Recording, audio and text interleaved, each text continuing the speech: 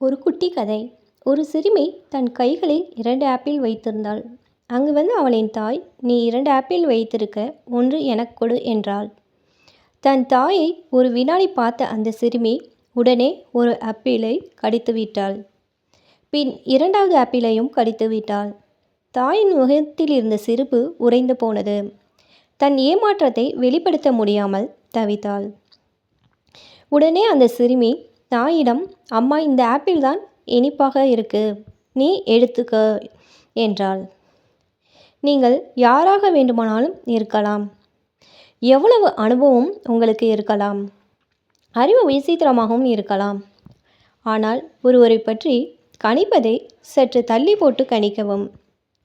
அடுத்தவருக்கு போதுமான அளவு இடைவெளி கொடுத்து அவரை அறியவும்.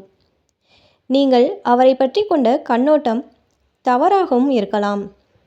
எதையும் மேலோட்டமாக பார்த்து கணிக்காமல், அவசரப்படாமல் ஆழ யோசித்து கணியுங்கள். மனக்கணக்கு தவறலாம், ஆனால் மனிதரை பற்றிய கணக்கு தவறக்கூடாது.